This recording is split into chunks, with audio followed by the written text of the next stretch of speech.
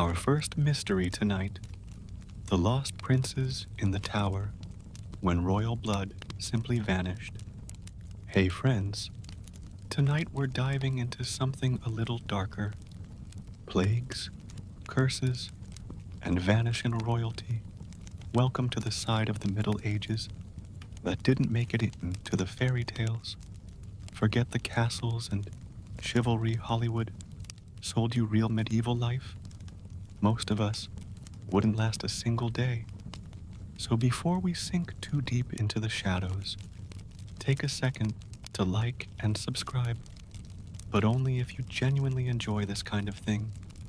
And drop a comment telling me where you're listening from and what time it is for you. I always find that fascinating. Now, dim the lights, maybe crack a window, or turn on a fan for that soft background hum. And let's begin tonight's journey together. Our first mystery tonight, the lost princes in the tower, when royal blood simply vanished. Let's start with one of the most chilling mysteries of all, the vanishing of the princes in the tower. It was the summer of 1483, and two young boys, Edward V of England and his younger brother Richard of Shrewsbury, were sent to the Tower of London. Not as prisoners, mind you, but supposedly for their protection. That's what the story said, at least. Their uncle, Richard, Duke of Gloucester, had taken charge of their guardianship after the death of their father, King Edward IV. A few weeks later, Richard declared himself king. Convenient, huh? And the boys? They vanished. Now, the Tower of London was no cozy Airbnb. It was a fortress, a prison, and let's be honest, not a place you went for a fun family weekend. After the boys disappeared, whispers grew into full-blown accusations. People started pointing the fingers at King Richard III, suggesting he might have wanted to tidy up the royal succession. But there's no smoking gun, no eyewitnesses, no confessions, no bodies, at least. Not at first. Fast forward to 1674. During some renovations at the tower, workers discovered a box buried beneath a staircase. Inside, the bones of two children. Scientists later estimated the ages to match Edward and Richard almost perfectly. Case closed? Not quite. There's no DNA proof, no definitive evidence, just centuries of suspicion. So who did it? Was it really Richard III? Or was it someone trying to frame him? Maybe a noble with their own plans for the crown. Historians still debate it, like it's a medieval true crime podcast, except this one's 500 years old and still unsolved. It's not just about the crime, it's about what it reveals. This wasn't some random case. This was a moment that changed England's royal lineage forever. The question of legitimacy, the lengths people would go to secure power, and how history can be written by those who win or those who silence the rest. Now, imagine this. You're in your bed, listening, and you think about these two boys, young, probably scared, locked away behind stone walls, while adults plotted their future. Did they know what was happening? Did they suspect their uncle? Did they try to escape? Or did they simply disappear in the night, silenced before they could speak? And even creepier, imagine if those bones found under the stairs weren't theirs. What if the real princes ended up somewhere else, hidden, forgotten, or worse, erased entirely from history? Now, that's the kind of thing that'll make you double-check your locks tonight. Some say ghosts still walk the tower. Cold spots in empty rooms. The feeling of being watched. Guards over the centuries have reported hearing whispers, footsteps, even the faint sobbing of children echoing through the stone halls. Whether you believe in that sort of thing or not, the tower holds centuries of grief, secrets, and possibly guilt. It's a story that has everything: royal betrayal, political ambition, unsolved mystery, and the tragic loss of two innocent lives. No wonder it still haunts us. And for the conspiracy theorists out there, oh, you're gonna love this.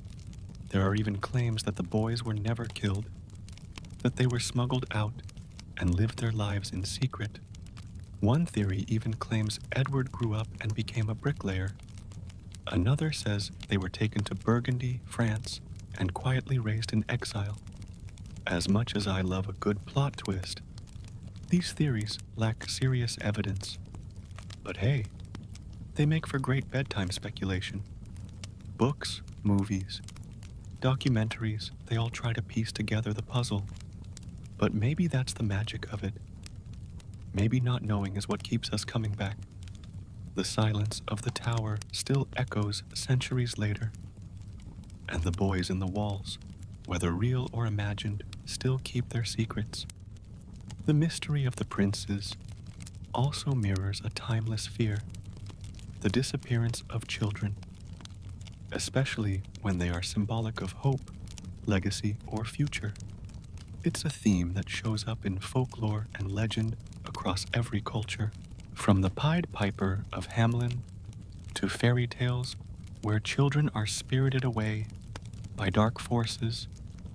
The idea that youth can simply vanish without a trace chills us to our core. People often ask why these specific boys matter so much.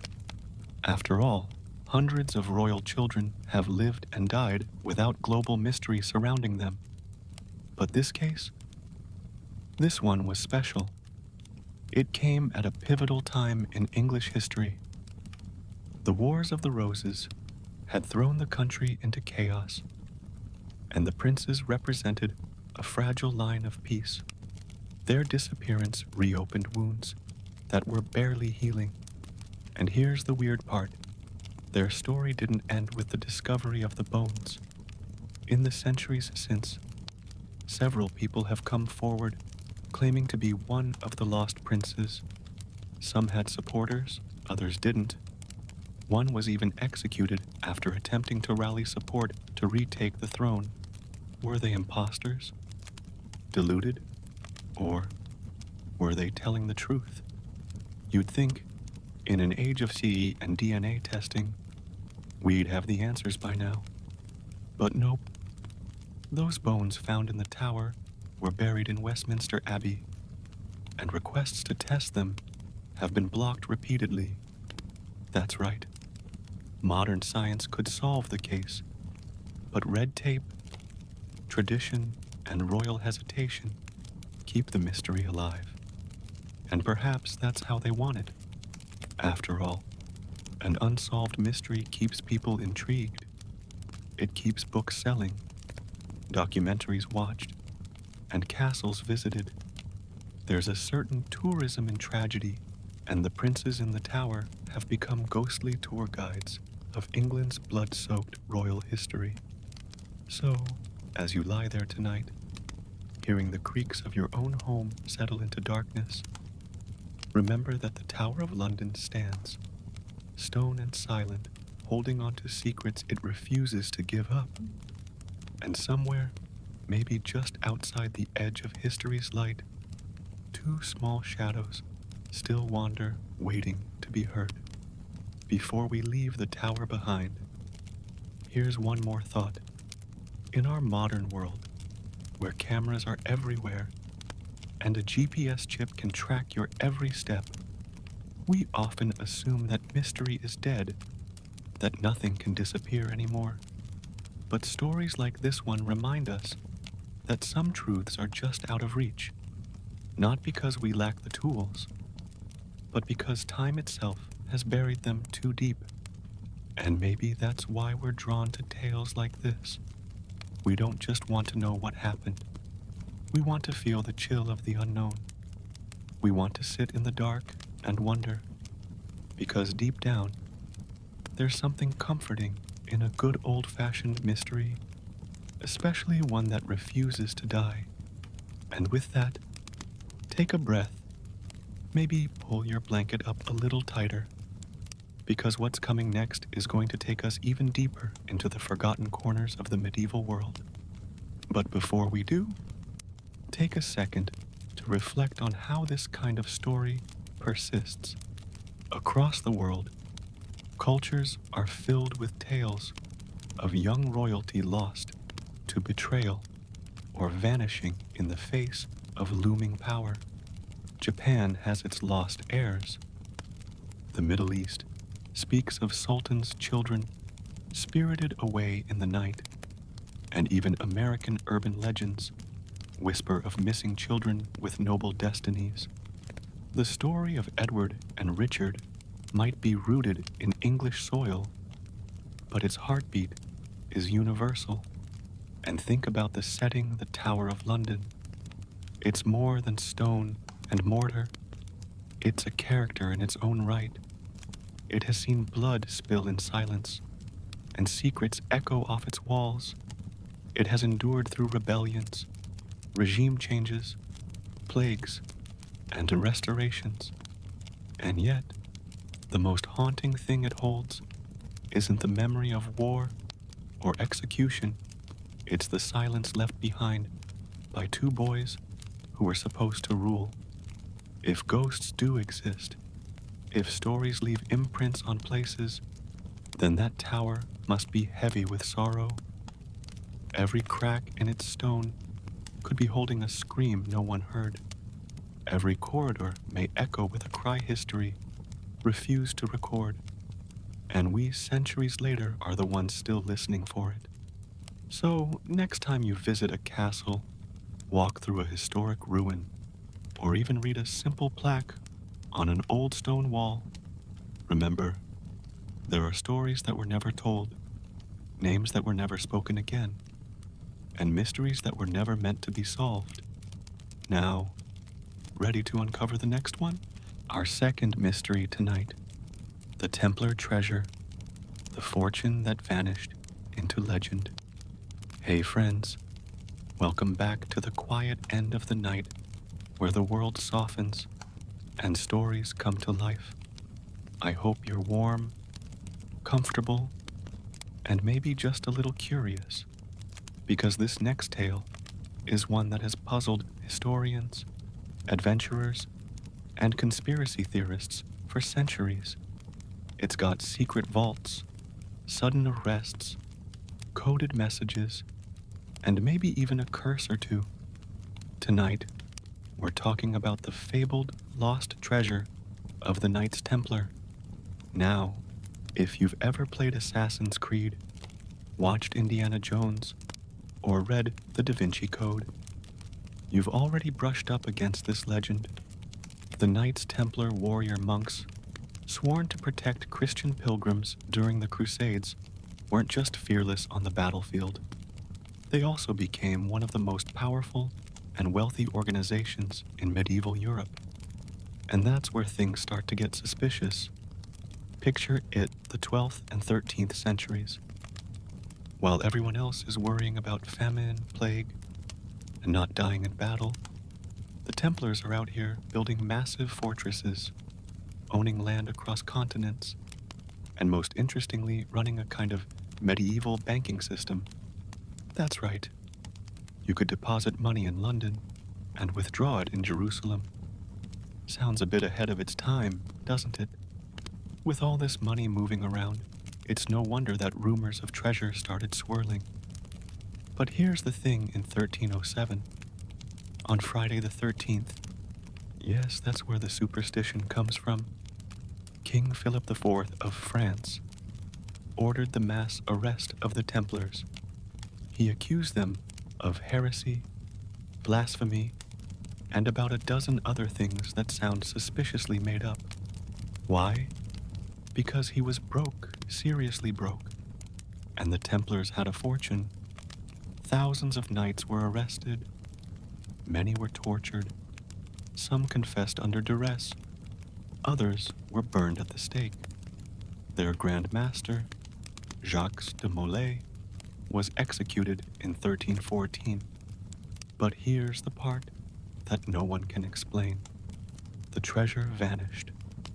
We're talking gold, silver, holy relics, ancient scrolls, and supposedly even the Holy Grail itself.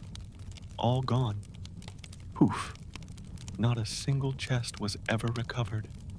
So what happened? Some believe the Templars, knowing the arrests were coming, smuggled their riches away in advance. There are theories about hidden tunnels beneath Paris, underground vaults in the Alps, or ships sailing from La Rochelle in France to destinations unknown. One popular idea, that the treasure ended up in Scotland, protected by Templars who survived in exile. And if you're really into the rabbit hole, there's a belief that the treasure made its way across the Atlantic centuries before Columbus and is buried somewhere in North America. This idea is what fuels shows like The Curse of Oak Island, where treasure hunters have spent millions digging into a mysterious island in Nova Scotia, based on cryptic symbols and Masonic lore. But let's not get ahead of ourselves. Back to Europe.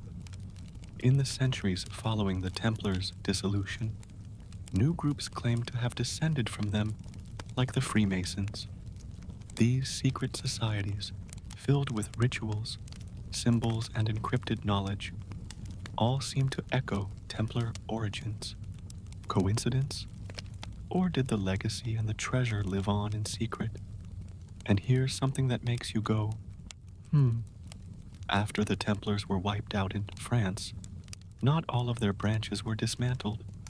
In Portugal, for instance, they simply changed names and became the Order of Christ. Guess who funded the early voyages of discovery? Yep, the Order of Christ.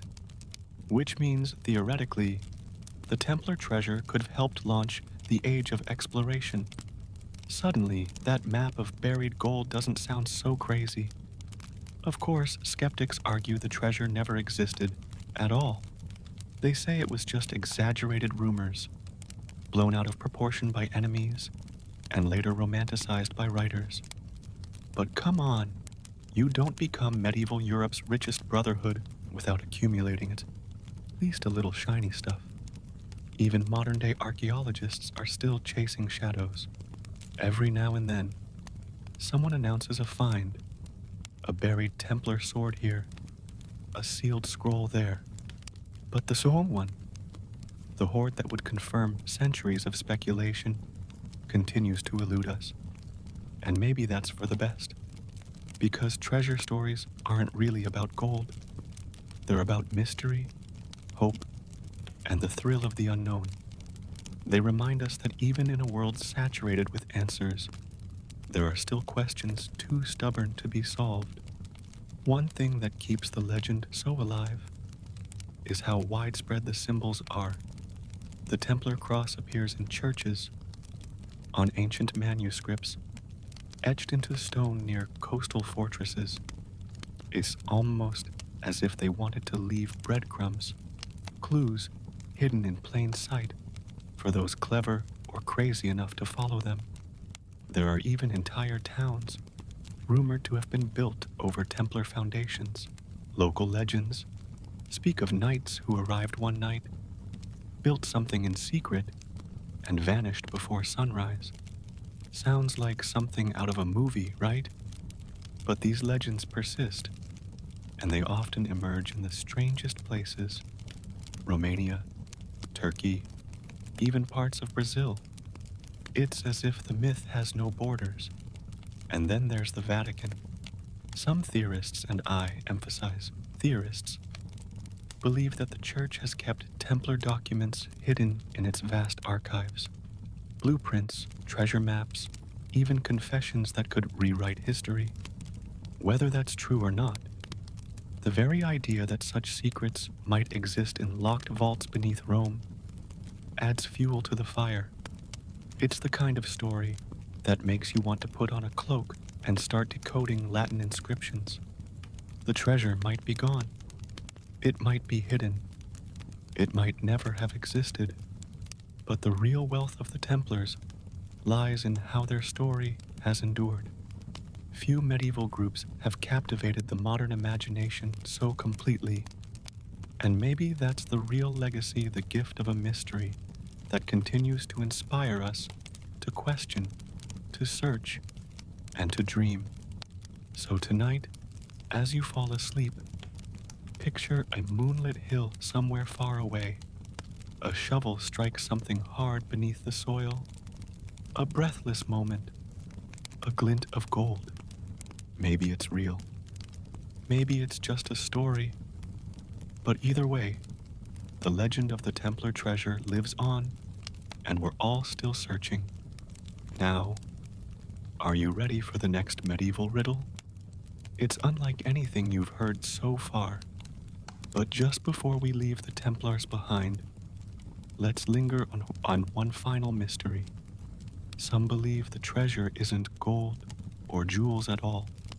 They say it's knowledge ancient, forbidden knowledge guarded by the Templars for generations. Maybe texts from lost civilizations. Maybe secrets about the early church.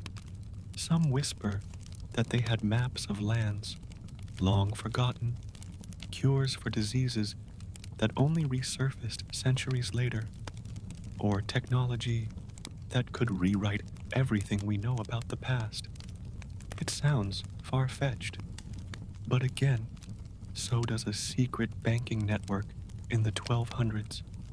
So does a highly disciplined army of monks who wielded both sword and scripture. The Templars weren't your average knights. They were trained, organized, loyal, and above all, silent. That silence is what echoes today. It's in the abandoned fortresses, standing empty on Spanish hillsides, in the weathered insignias barely visible on tombstones across France, in the myths told in hushed tones by storytellers in candlelit inns. Even modern military groups study the Templars for their strategy. Even financial institutions trace ideas back to Templar logistics. They may have vanished, but their imprint remains like fingerprints on the edge of a dusty book. And maybe, just maybe, that's what they intended. To vanish so completely, so perfectly, that they'd become invisible, untouchable, eternal. So tonight, as you drift closer to sleep, imagine not just the treasure, but the people, the ones who carried it, hid it, swore an oath to protect it. What if their descendants still walk among us unnoticed, watching, guarding something we're not meant to find? Rest easy, friend. The treasure hunt is far from over. Who knows, maybe someone has already stumbled upon it. A shepherd, a farmer, a curious child digging in a field. Maybe they found a strange box, opened it, and never realized what they were looking at. Or maybe they did, and chose silence. Some discoveries are too powerful, too dangerous, or too sacred to share. And isn't that the most haunting thought of all? That the truth has been found, but we'll never know? And the next story, well, it'll take us even deeper into the dark corners of history. But before we move on, one last question lingers. What if the treasure wasn't meant to be found? What if its greatest power is the mystery itself, a myth so strong that it has kept people searching for centuries, digging into soil and secrets, always hoping, never quite letting go? Maybe the Templars knew that sometimes the most valuable treasure isn't gold or silver, but belief, the kind that endures, the kind that drives people to climb mountains, explore ruins, and chase stars. So if you ever feel the pull of a forgotten place, a whisper in stone, or a path that seems oddly untouched, follow it. Who knows what you'll find, or what will find you. Our third mystery tonight, the green children of Woolpit. Were they from another world? Hey again, night travelers. I hope you're tucked in, lights low, and that soft hum of night is back. Because this one feels different. Not just spooky or ancient, but truly strange. Like something out of a fairy tale, or maybe a UFO report. It's the kind of mystery that makes you wonder just how much we really understand about the world we live in, or the worlds that might exist just beyond the edges of our own. Let's go back nearly 900 years. The setting? A quiet little village in Suffolk, England. The time? Sometime during the 12th century. The place was called Woolpit, literally named for the wolf pits, used to trap wild animals. You can already feel the medieval vibe, right? According to two independent chroniclers of the time, Ralph of Coggeshall and William of Newburgh, something truly bizarre happened there.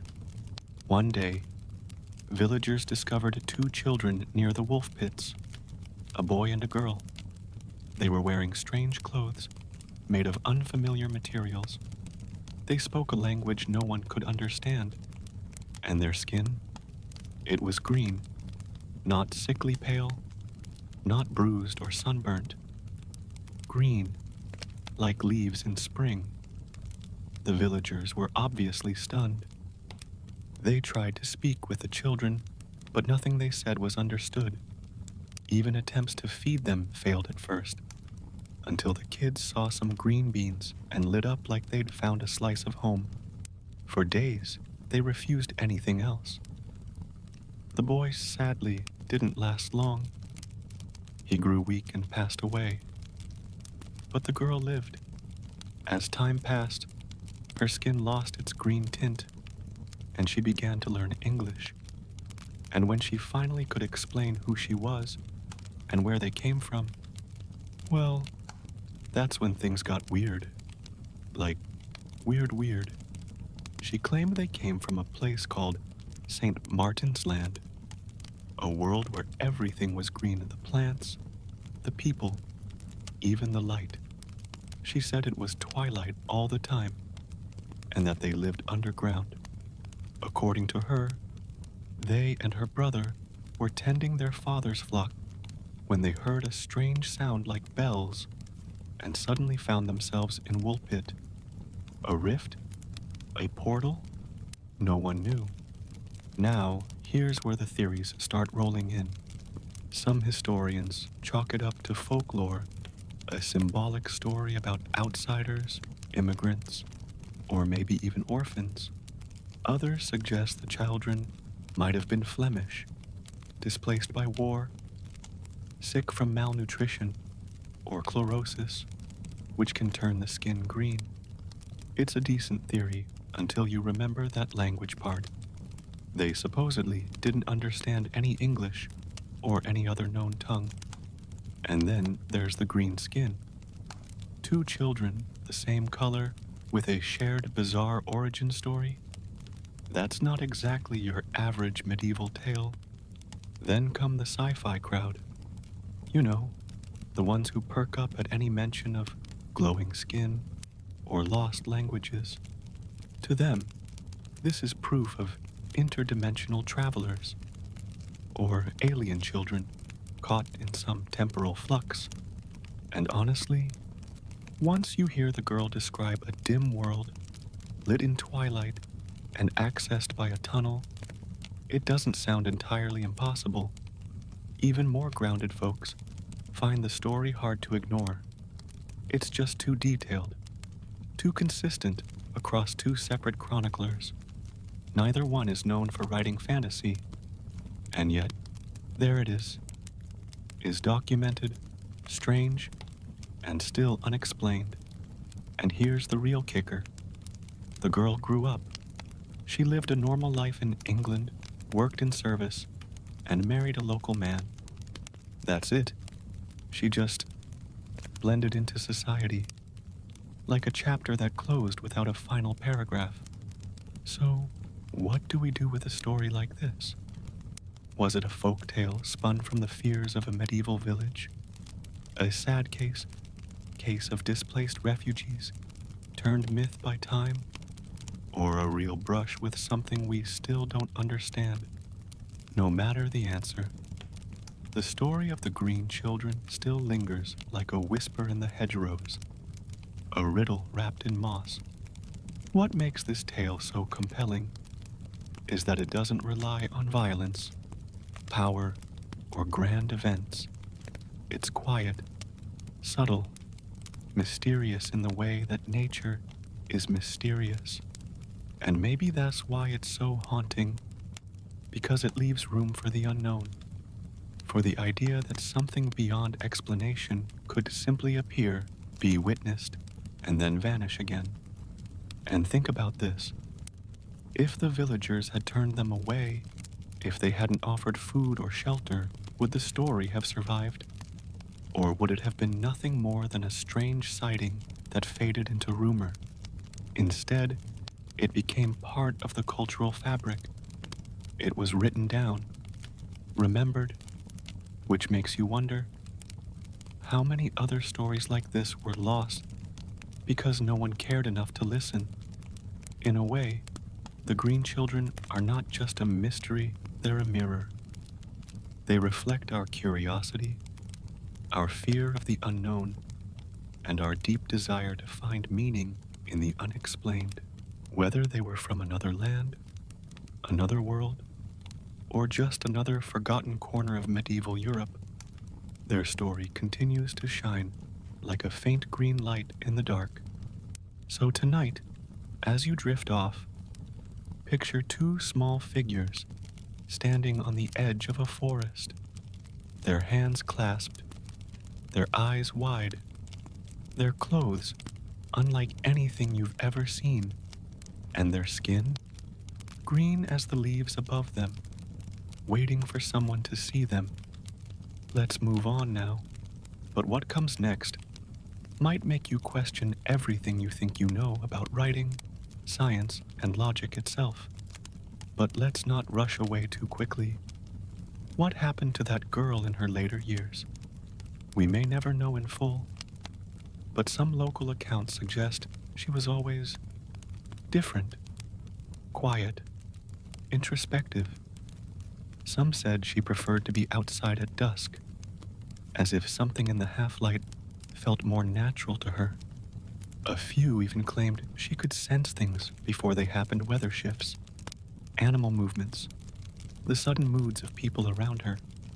Nothing definitive, of course, but enough to keep the whispers going. And the green? Well, according to some descendants in the area, yes. Local families still tell this story. Her children were perfectly normal. But one great-grandchild was born with a faint, greenish birthmark across the shoulder blades. Just a legend, perhaps. But legends tend to stick when they refuse to die.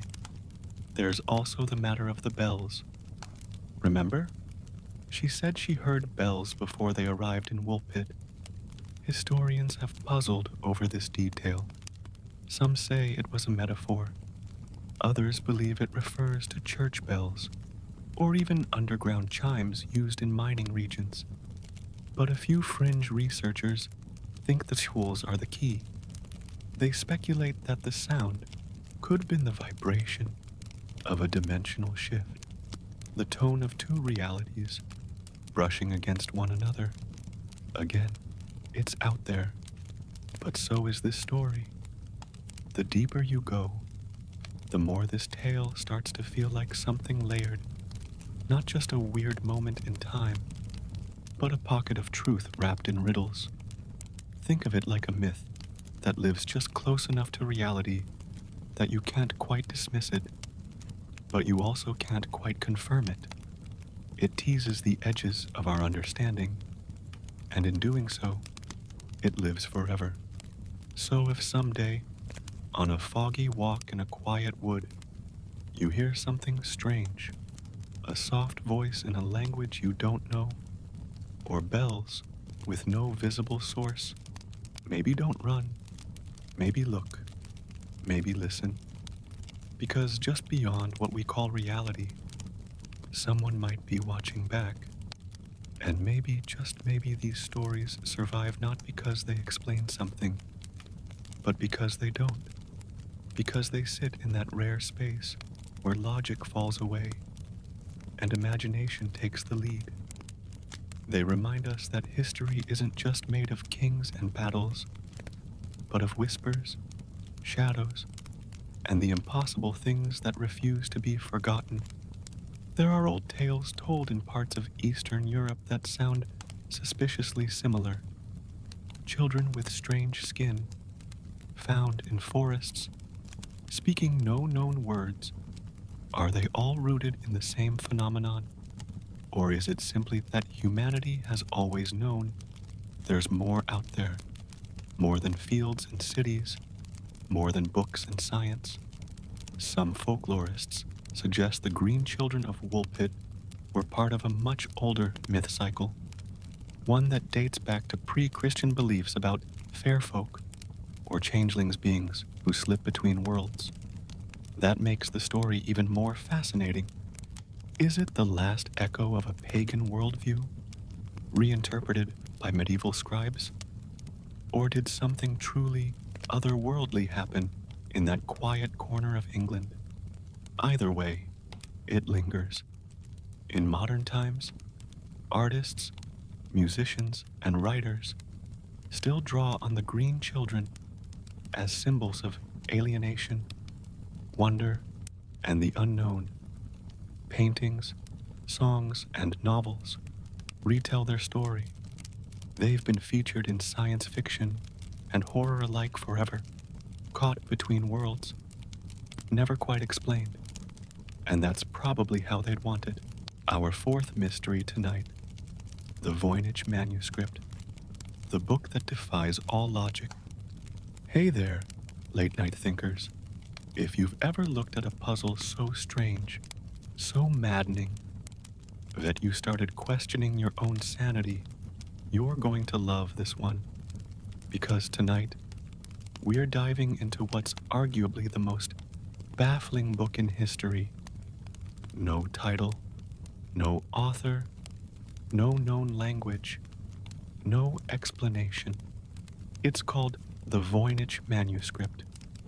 Now, imagine opening a book and finding page after page of strange looping text, weird symbols, and illustrations of plants that don't exist, diagrams of stars and planets that make no scientific sense, naked women bathing in green pools connected by bizarre tubes. It looks like something between an alchemist's notebook, a fantasy field guide, and an alien IKEA manual. And it's real. We're talking vellum pages dated to the early 1400s, ink that matches the timeline, and handwriting that's oddly consistent, like it was written in one go by someone with a steady hand and a clear purpose. Except no one has ever been able to read a single word. Not one. Cryptographers have tried. Linguists have tried. Historians, AI models, code breakers, even the NSA. Yes, that and no one has cracked it. The language, if it is a language, doesn't match any known system. It has no clear grammar. Some words repeat in strange patterns, while others only appear once. It follows some rules, but breaks all the others. Some believe it's a cipher, a coded message, with a key long lost to time. Others think it's a hoax. But if it's a hoax, it's the most elaborate one in history. Hundreds of pages, detailed illustrations, consistent style, all created in an era before modern ink, paper, or Photoshop. And then there's the art. The manuscript is divided into sections: botany, astronomy, biology, cosmology, and pharmacology. At least, that's what they seem to be. There are illustrations of plants that don't exist in nature, roots twisted in impossible ways, leaves with alien geometries, zodiac-like symbols, circle diagrams that look like cosmic maps, but none of them line up with the actual night sky. In the biological section, we see women, always women, interacting with tubes, stars, and strange greenish liquids. They float, bathe, merge with the shapes around them. It's like watching a dream where meaning dances just out of reach. Some researchers have proposed that it's a form of glossolalia, a trance-induced language like speaking in tongues. Others believe it's an attempt to record a lost or fictional culture. A few even argue it was created by an autistic savant, someone who saw the world through a filter we can't comprehend. But the question remains, why? Why spend years, maybe decades, creating a book no one could read? Why fill it with images that don't make sense? Why write in a language no one else speaks? One theory suggests the Voynich manuscript was a kind of private meditation tool, a book of personal meaning meant only for its author, a mind map, perhaps, or a spiritual journey written in symbolic language. Another theory is that it was meant to impress a wealthy patron, to sell as a mystical artifact during a time when alchemy and magic were all the rage. And then there are the far-out ideas.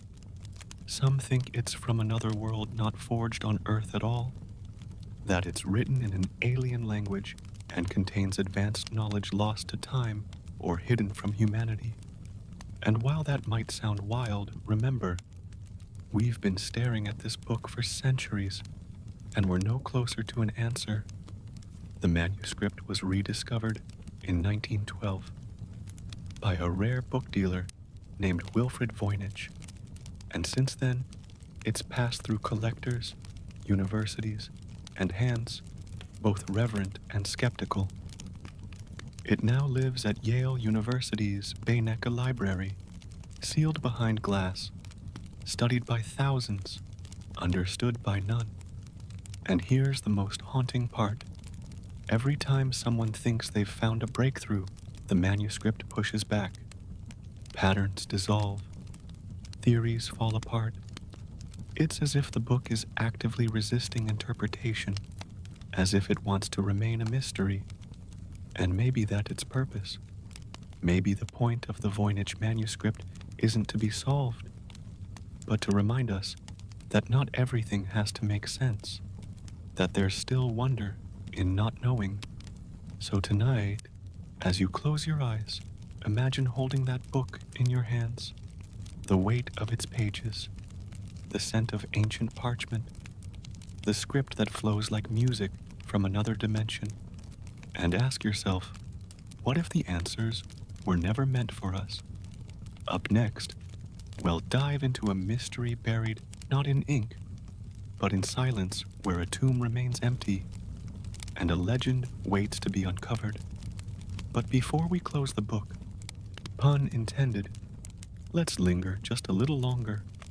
Over the decades, dozens of claims have surfaced about cracking the Voynich code.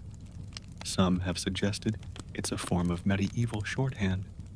Others say it's written in a rare dialect of an extinct language, encrypted phonetically. A few even propose it's a universal language, like Esperanto, before its time.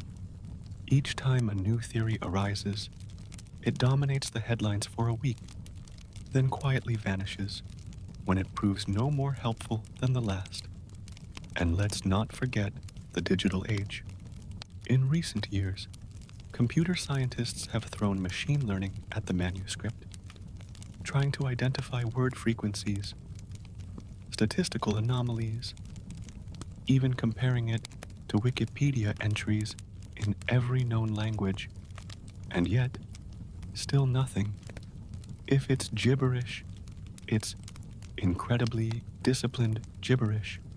If it's code, it's the most unbreakable one ever devised. If it's language, it might be the loneliest tongue the world has ever seen. Some believe the key lies in the illustrations, that each plant, star, and figure is a symbol part of a visual grammar we've yet to decode, that maybe we've been reading it wrong all along, expecting a linear, left-to-right logic when the message was never meant to be linear at all. A few brave theorists even wonder if the manuscript was never meant to be read, not by us, at least. That maybe it's a message to another time, or to someone specific, like a locked letter waiting for the right eyes to recognize its meaning. There's a certain sadness in that thought that the author, whoever they were, might have written this entire book in solitude, fully aware that no one would ever understand. And yet they wrote anyway, page after page, word after unreadable word, for meaning, for beauty, for the simple need to express something unknowable. Maybe that's what makes the Voynich manuscript so timeless. It's not just a puzzle, it's a testament to the strange, beautiful ways the human mind tries to leave its mark, to connect, to say, I was here, I knew something, I saw the world differently. So, as you fall asleep tonight, imagine a flickering candle beside a desk and someone hunched over a parchment, writing in looping alien script. They pause, dip the pen again, smile, perhaps, at a memory or an idea only they understand, and they keep writing, not for fame, not for recognition, but because something inside them needed to be written. The book remains, waiting, and maybe, just maybe one day, we'll understand why. But then again, maybe we're not meant to. Maybe the book's magic lies in its resistance. In a time when everything is searchable, fact-checked, and explained in 10 seconds or less, the Voynich manuscript dares to defy that. It sits quietly in a library vault, unmoved by modernity, unbothered by algorithms, content to be what it has always been, a riddle with no punchline. And isn't there something comforting in that? That despite all our progress, all our tools and tech, there's still a place for mystery, a little corner of the world that reminds us we're still explorers at heart, wandering through an ocean of symbols, chasing the light of understanding that forever stays just out of reach. So keep wondering, keep questioning, keep dreaming, because as long as we're still asking, the manuscript is still alive. Now, about that empty tomb I mentioned, but just before we step away, consider this. Some even believe the manuscript might be the remnant of a lost civilization, not alien, not magical, but simply forgotten. A culture wiped out by plague, war, or time, whose only surviving relic was this incomprehensible volume. In that sense, it's a time capsule, a whisper from people who once dreamed, just like us. And in the end, maybe that's all it is, a dream, preserved in ink and vellum, a dream so elaborate, so detailed, that it refuses to fade even after centuries of silence. The Voynich manuscript has outlived empires, religions, revolutions, and renaissances. It has crossed borders and baffled minds. And it continues to sit, page after page, as if daring us to believe in the impossible. So, if you ever get the chance to see it, even just a scan online, take a moment. Look closely. Let your mind wander through its tangled vines, its strange stars, and its cryptic text. You may not find answers, but you might find something better. Wonder, our fifth mystery tonight, the lost tomb of Genghis Khan. Where is the world's most elusive grave? Welcome back, late night explorers. Tonight, we venture into the wide steppes of Mongolia, across windswept plains and under vast skies, chasing a legend that has baffled scholars and treasure hunters for centuries. This isn't just about gold or glory. This is about the final resting place of one of history's greatest conquerors, or rather, the fact that we still don't know where that resting place is. We're talking about Genghis Khan, the man who united warring tribes into the Mongol Empire, who carved out the largest contiguous land empire in human history, whose name inspired fear across Asia and Europe alike. And yet, after all that, his burial remains one of the world's most enduring enigmas. Here's what we do know. Genghis Khan died in 1227, likely from injuries sustained during a campaign against the Western Xia, but everything after that, cloaked in secrecy. According to legend, his funeral procession was designed to erase all traces of his grave. It's said that thousands of soldiers escorted the body, killing anyone they met along the route to keep the location secret. Then, those soldiers were allegedly killed by other soldiers, and then those soldiers were killed too. A chain of silence, sealed by death. To make sure the tomb stayed hidden, rivers were reportedly diverted to flood the area, forests were planted over it, and wild horses were set to roam the land to erase tracks. It sounds like overkill until you remember who we're talking about. This was Genghis Khan. His grave wasn't meant to be found. But humans, being what we are, haven't stopped looking. Over the centuries, explorers have scoured Mongolia's landscapes in search of clues. Some focus on the Khenti Mountains, where Khan was born and perhaps buried. Others point to the Burkhan Khaldun region, considered sacred by the Mongols and rich in symbolism. In recent decades, researchers have used drones, satellite imagery, and ground-penetrating radar to narrow down possibilities. There was even a National Geographic project dubbed Valley of the Khans that enlisted volunteers around the world to analyze satellite data in hopes of finding burial mounds or anomalies. And guess what? They found something. In 2010, researchers discovered a potential site, a large mound, remote, untouched, and hidden deep in the mountains. But before excavations could begin, Mongolian authorities halted the project, citing cultural and spiritual concerns. Many Mongolians believe the tomb should never be disturbed, out of respect for their greatest ancestor and fear of what digging it up might unleash. That belief isn't unique. Throughout history, the graves of great rulers have been surrounded by curses, omen, and taboos.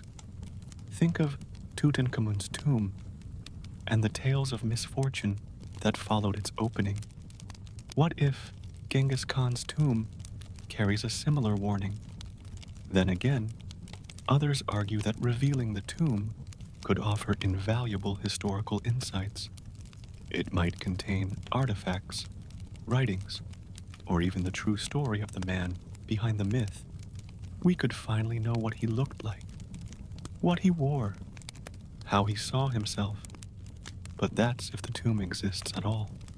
some scholars suggest that Khan's body was never buried in a monumental tomb, but cremated in secret or buried in a simple grave with no markings.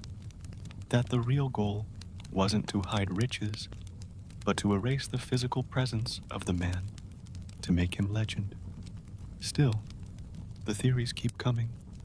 One theory suggests the tomb lies beneath the Onan River, diverted and returned to its course to cover the site.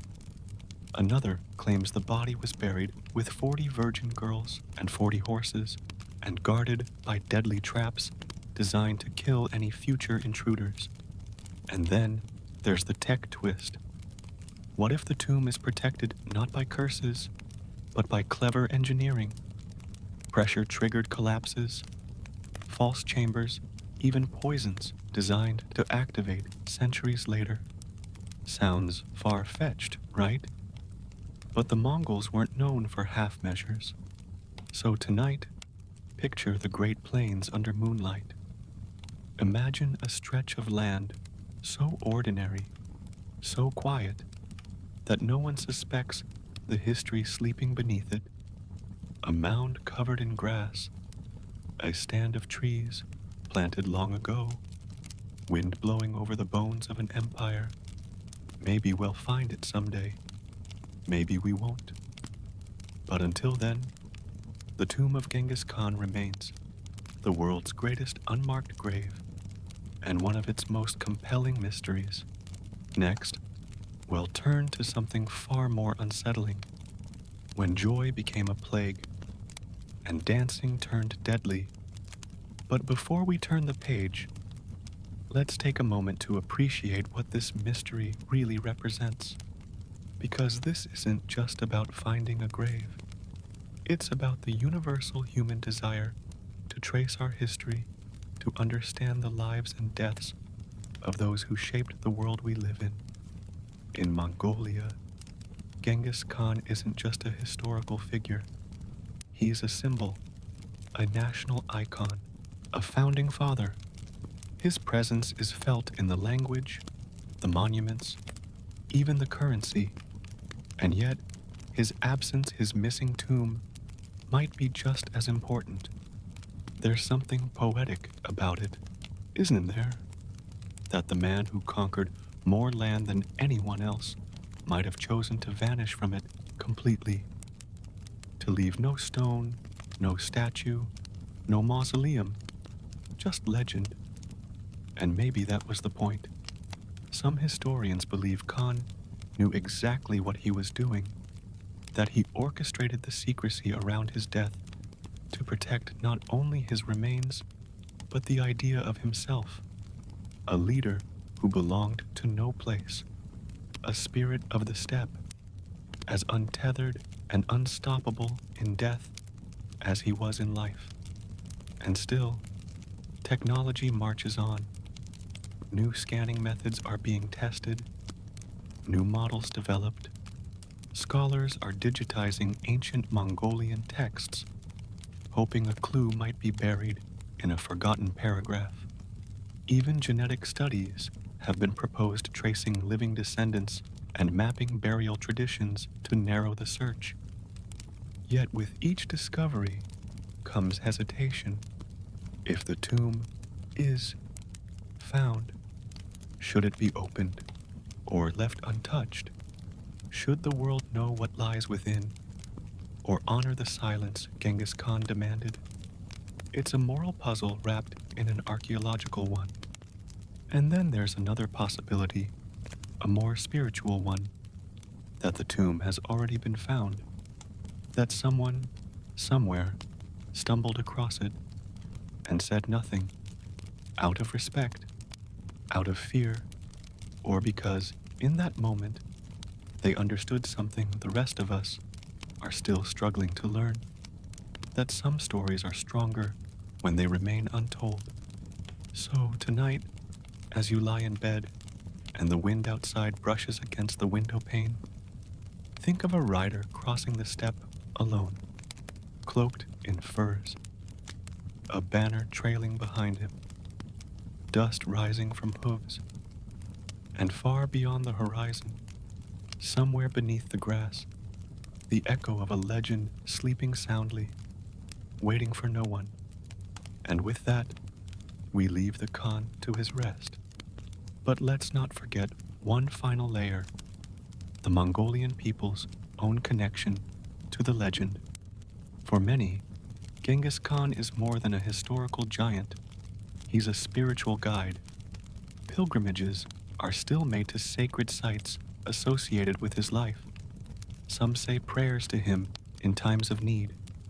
His memory is not frozen in the past. It's alive, pulsing in the present. Elders still tell stories of the great Khan that blend history with mysticism. Some say his horse's hoofprint still marks the soil near Burkhan Khaldun. Others speak of a guardian spirit, a wolf, perhaps that roams the mountains, ensuring his secrets stay buried. And there's something undeniably human in that, a yearning not just to remember, but to protect, to preserve something sacred. Because sometimes, knowledge isn't about unlocking every secret. It's about knowing which ones to leave untouched. So maybe the mystery of Genghis Khan's tomb isn't a failure of archaeology. Maybe it's a rare success, a promise kept across centuries, a story respected, a silence honored. And in a world that often rushes to uncover, expose, and explain, that might be the rarest treasure of all. But the night still holds more riddles. Just imagine what lies beneath that grass-covered earth. Perhaps a sealed stone vault, engraved with symbols of the Mongol Empire.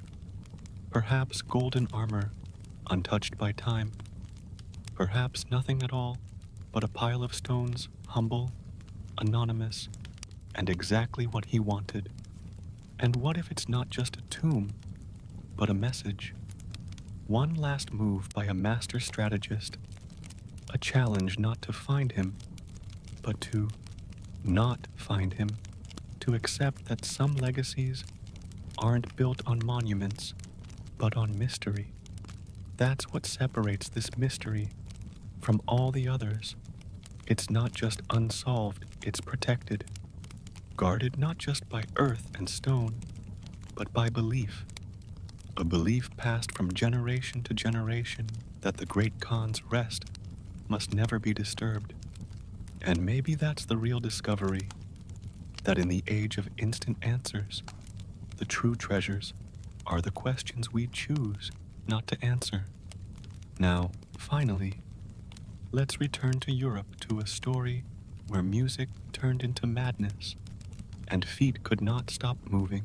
Our sixth mystery tonight, the dancing plague of 1518, when dancing turned deadly. Welcome back, my fellow night owls. Just when you think history couldn't possibly get any weirder, it does. Tonight, we're diving into an event so bizarre, so inexplicable, that it sounds like a fever dream, or maybe a deleted scene from a very dark musical. Imagine an entire town dancing itself to death. That's exactly what happened in Strasbourg in the summer of 1518. It started with one woman, Frau Trophea. She stepped out into the street and began to dance. No music, no celebration, just dancing. Relentless, wild, and seemingly involuntary. She danced for hours, then through the night, and then again the next day. Within a week, dozens more had joined her. By the end of the month, the number swelled to around 400. Men, women, even children. They danced in alleys, courtyards, on bridges. They danced until their feet bled, until their legs gave out, until some of them collapsed and died from exhaustion, strokes, or heart attacks. Now, here's where it gets even stranger. The authorities didn't try to stop it. Not at first. Instead, they encouraged it. Local physicians declared that the dancers were suffering from a natural illness, a kind of hot blood, and the only cure was more dancing. So they cleared out guild halls and town squares. They hired musicians, built wooden stages. They literally made space for the madness. Imagine that. An entire town watching as neighbors flailed and twitched to their doom, encouraging them, providing the beat, hoping it would burn itself out. But it didn't. So what caused it? Theories abound. One popular idea is ergo poisoning a mold that grows on rye and causes hallucinations. Think of it like medieval LSD, but that wouldn't explain the coordination, or why so many danced in sync, or why it lasted so long.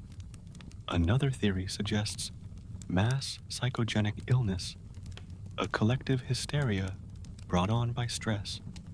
And if you were a peasant in 1518, you had stress, famine, disease, religious upheaval. Life was rough. Maybe the dance was a psychological pressure valve. But still, 400 people? Then there's the idea of a religious trance. The region was home to intense beliefs in saints and divine punishment.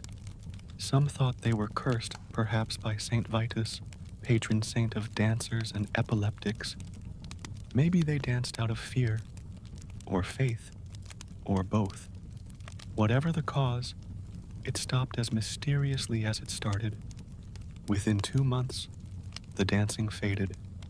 Survivors went back to their lives. The town resumed its routine, and history moved on, but not before scribes and chroniclers wrote down what they had seen, unable to explain it, but compelled to remember it. And now, 500 years later, we're still remembering. Because deep down, it strikes a nerve. The idea that your body could betray you, that the rhythm could take over, that you might laugh, cry, collapse, and never understand why. So tonight, as you lie still, picture cobblestone streets and flickering lanterns. A lone figure steps out of the shadows and begins to dance. They're not alone for long. Coming up, we'll follow a different kind of mystery, one written in ink and fire, with pages too big for any ordinary book. But before we leave Strasbourg behind, let's dig deeper. Because this event wasn't an isolated footnote in some dusty chronicle, it was a mirror to the time. And what it reflects is haunting. Picture the era, the early 1500s. Europe is a patchwork of kingdoms and city-states. Plague still sweeps through towns without warning. Crops fail. The church is both a source of hope and terror. In Strasbourg, people were caught between faith and fear, trying to navigate a world they barely understood. The year 1518 wasn't just about strange dancing. That same year, harvests were weak, taxes were rising, and tensions within the Holy Roman Empire were reaching a boil. When people are pushed to their limits, their minds find ways to release the pressure. And sometimes, that release doesn't look like rebellion or revolution. Sometimes, it looks like dance. But this wasn't joyful. Witnesses described vacant stares, trembling limbs, people foaming at the mouth, or weeping while they danced. It wasn't revelry. It was possession of something unknown, unseen, and unstoppable. Modern psychologists see it as a textbook example of mass, psychogenic illness, what we might now call mass hysteria, a contagion of the mind. Once it starts, it spreads like wildfire, especially in tightly knit, stressed out communities. You've seen echoes of it in other events, the Salem witch trials, the meowing nuns of France, the laughing epidemic in Tanganyika in 1962. In each case, emotion overcame reason. The body followed where the mind could no longer lead. Still, the dancing plague is unique. Its scale, its endurance, its visceral horror. And here's a thought. Maybe it never really ended. Maybe we still carry it inside us. That same impulse to surrender control, to let rhythm override reason. Think of flash mobs, music festivals, raves. There's something ancient in the beat of a drum, in the way crowds move together, chasing euphoria or escape. The difference, consent. In Strasbourg, there was none. That's what makes it a nightmare. In recent years, artists and scholars have revisited the event.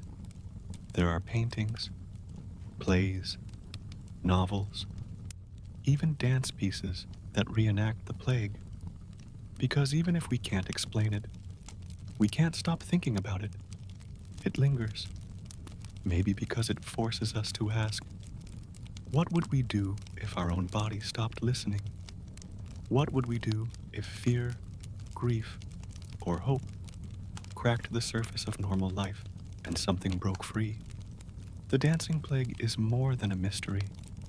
It's a reminder of the thin line between order and chaos, and how easily it can be crossed. So as the lights dim and your thoughts begin to drift, listen closely. If you ever hear music when there should be none, if your feet begin to tap without a reason, maybe it's just in your head. Or maybe history is dancing again. And if we're being honest, maybe we envy them just a little, those dancers, lost in motion, oblivious to consequence. There's a part of us that longs to escape, to forget, to surrender. Maybe that's why this story persists, not because it terrifies us, but because it tempts us. In a world where everything must have a cause, an outcome, a cure, here is a moment that refuses to be solved. It asks us not for answers, but for empathy, for imagination, for humility in the face of the unknown.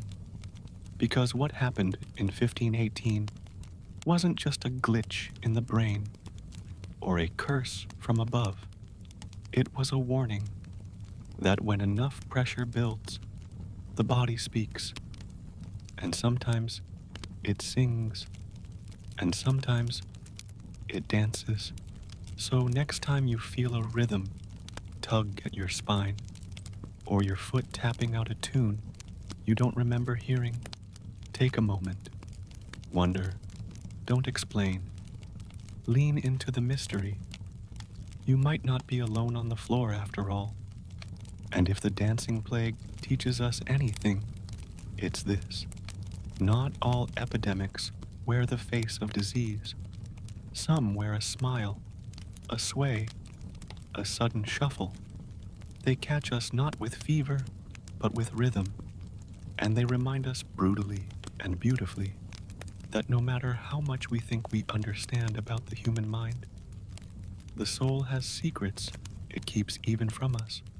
Perhaps that's why this story won't go away, because in some deep, ancient way, we know it. We've felt it, that unexplainable urge to move, to follow the beat, to be swept into something bigger, scarier, and more freeing than logic allows. So tonight, let the mystery stay with you.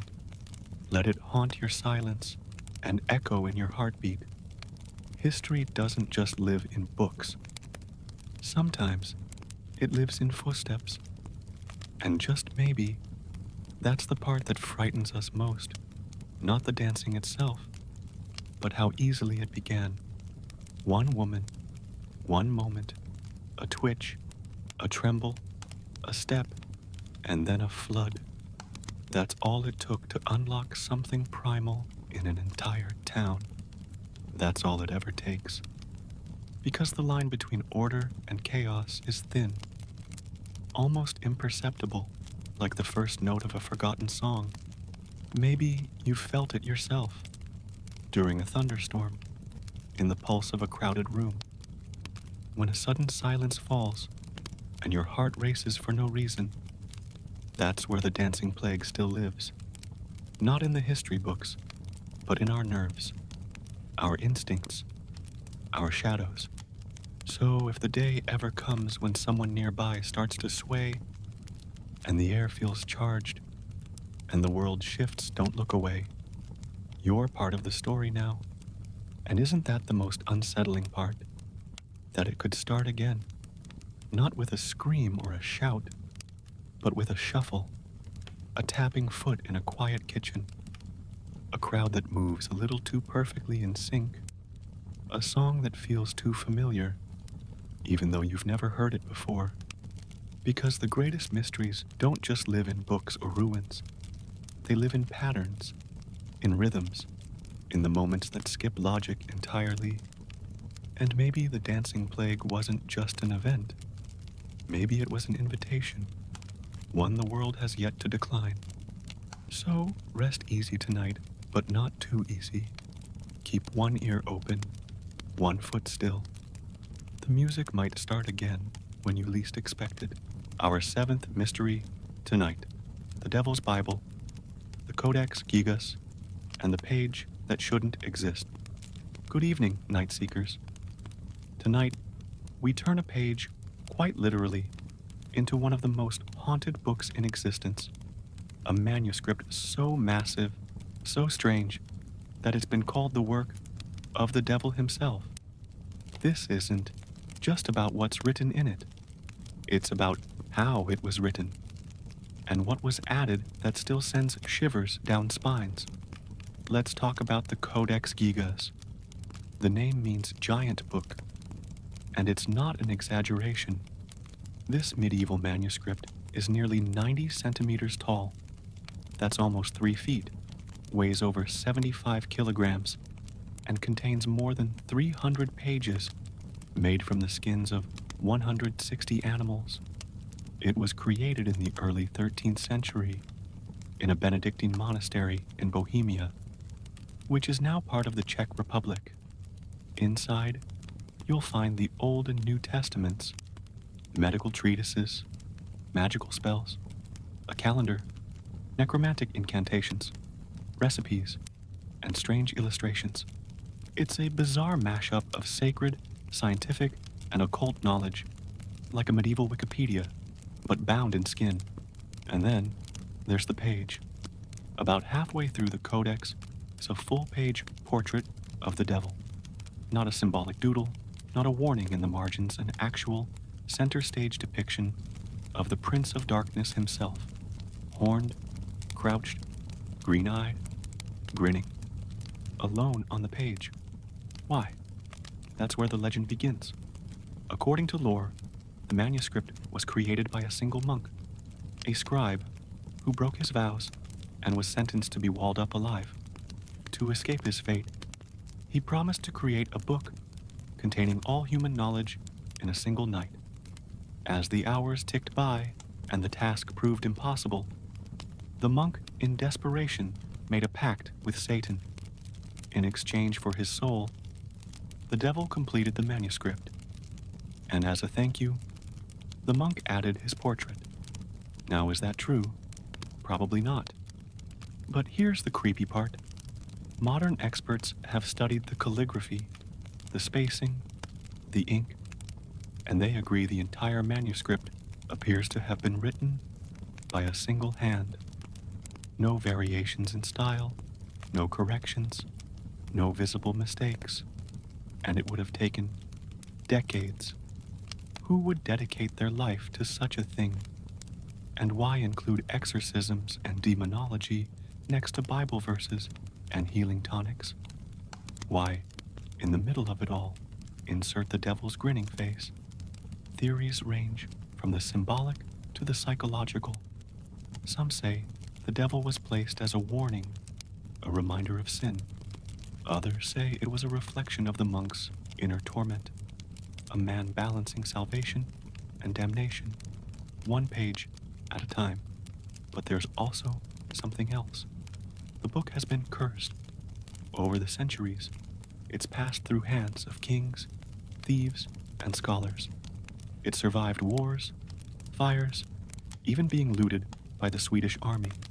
Every owner seemed to fear it. Some claimed it whispered, others reported visions.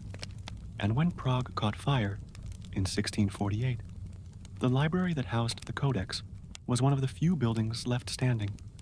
Coincidence? Maybe. But then again, maybe not. Today, the Codex Gigas lives in the National Library of Sweden. Encased in glass, surrounded by silence, visitors still pause at the devil's page. Some laugh, some shiver, some can't look at it for more than a moment. Because whether or not you believe in the devil, the book believes in you. And as you drift off tonight, picture this: a flickering candle in a cold stone cell, a monk hunched over parchment, scratching letters, turning pages, and behind him, just out of sight, something watching, waiting. Coming up, we return to the high seas, where an entire fleet vanished, leaving behind only silence and myth.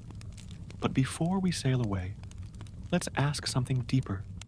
Why does the Codex Gigas still scare us? It's just parchment and ink. It's a relic from the past.